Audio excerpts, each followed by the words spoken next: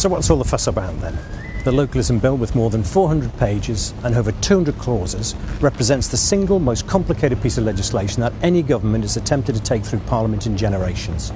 Even the explanatory notes are over 200 pages. And it really does beg the question whether David Cameron has bitten off more than he can chew when it comes to delivering on his vision of localism. What concerns us as communicators is its implications for the planning system. And there is no question that what's in this document constitutes the single biggest shake-up in planning in this country for more than 60 years. And if it goes wrong, it could be the firing of the starting pistol for absolute chaos when it comes to try and get development through within this country. Well, having said all that, it's not all bad news. There are some good elements to the bill, not least of which is the idea that communities which host development near them should receive some form of benefit, some sort of form of community benefit. And that satisfies one of the fundamental principles of communications: what's in it for me, particularly at a time of austerity. There's also the assumption that there should be planning approval for things which are for sustainable development. And there's also the idea that predetermination by councillors should be removed, which obviously is a realistic piece of the legislation. But the reality is councillors would still have to bear in mind that they have legal obligations, particularly if they're on a planning committee. But the single biggest benefit that would come from this bill, if it becomes law next spring, is the idea of pre-planning application consultation, which will force developers to engage with communities at a far earlier stage than has ever been the case before. And having done lots of developments through the IPC route, we know that that is an extremely useful process to go through. To get that engagement at a very early stage allows you to build dialogue and trust with communities in a way which perhaps many developments in this country haven't experienced previously. But, and it's a big but, the main problem that we see with this particular piece of legislation is a lack of detail. It's the lack of clarity about what actually is going to happen in practice. And it's so subject to a large number of regulations and agreements and policy statements, none of which have been written yet, or certainly not seen, that will determine the degree of success that comes from this piece of legislation. Our concern is what tends to happen if there's a lack of clarity is you end up with local politicians particularly getting far more involved in the process. In other words, there'll be more politics in this particular system than was there before, and that is not necessarily a good thing for the planning system.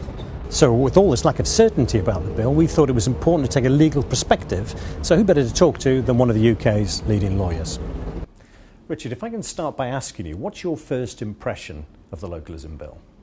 Well, I think my first impression when I read it was that it's quite short on detail. There's a lot of powers for the Secretary of State to issue directions and issue regulations and guidance, and a lot of the provisions in it their success will depend upon the detail of how these things work in practice. The first things that struck me when I read it was obviously the abolition of regional strategies and the to me, apparent lack of anything replacing that strategic that strategic planning layer.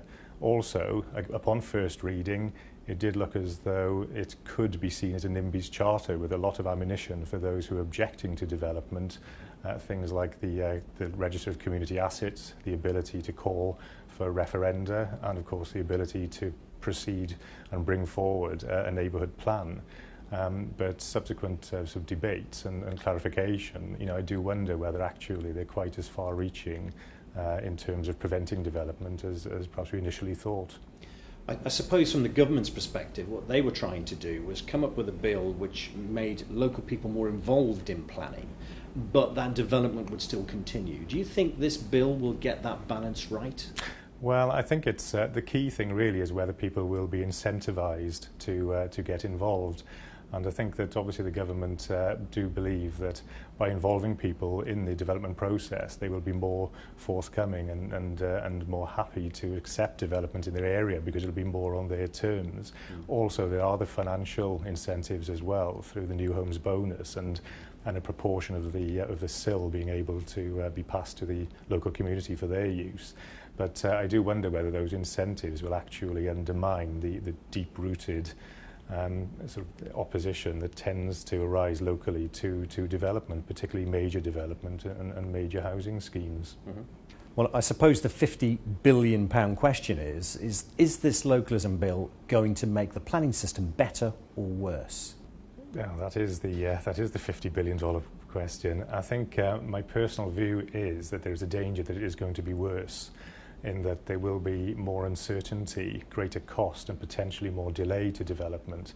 I think the loss of the regional strategy and the regional planning layer is, I think that's going to be quite important in terms of major infrastructure. The trump cards, as the opposition groups see it, is that there's going to be the opportunity to do more local referendum.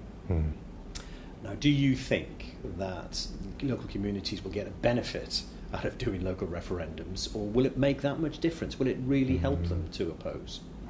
Yes, well, I think that's an interesting question, because one could certainly see the ability to call for local referenda, again, a weapon that could be used to delay development.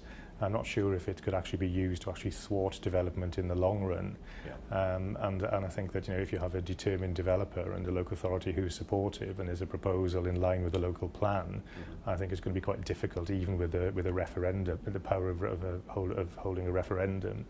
It's going to be very difficult to prevent that development from going ahead. I suppose there's a difficulty here, isn't there, in the fact that we've got, in the Localism Bill, the government's encouraging developers to make sure that they're targeting some benefit for the local community. And I was just wondering how you square that with the bribery bill, which is also going through at the same time. Yes, and planning requirements as well. Section 106 obligations and the SIL regulations require that, in order to be able to take into account a payment or a contribution or an obligation, that it must be necessary to make the development acceptable in planning terms.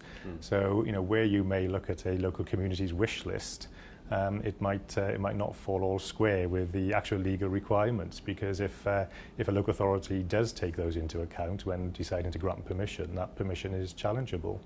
I mean, obviously Eversheds have had considerable experience over many years. I mean, how would you say you would put into context the Localism Bill in terms of your experience over the last 10 years? Well, one of the areas that we were very active in was the Housing Market Renewal Initiative in Liverpool and Sefton and Manchester, where there was whole-scale demolition and new build, and that did give rise to a lot of local community opposition, where the local authorities were bringing forward planning applications and supported by compulsory purchase orders in order to deliver these proposals, and there was a lot of local community opposition, and it did often manifest itself in quite aggressive and a very adversarial scenario, and I do wonder whether proposals in the planning bill, the Localism Bill, again, would have made it more difficult for local authorities to actually try and achieve these these initiatives. Richard, thank you very much for that insightful assessment. Thank you, Bill. Paul. Thanks for your help. Thank you, Paul. Well, it was a good point that Richard made there, that the government's intention is to try and involve more local people to have a say in what development is and isn't acceptable near where they live. And we have to applaud the government for trying to reconnect communities to development that goes on near them. But it's a very difficult strategy in which to get the balance right. And I'll just give you one for instance. Here I am standing in the middle of London over the River Thames, and over one side you can get a great view of Tower of London, and the Tower of London is an iconic image of this city. It's a World Heritage Centre and clearly a Scheduled Ancient Monument. But we have to ask ourselves the fundamental question that if in 1894 the Localism Bill had been in place, would they have ever been able to build this?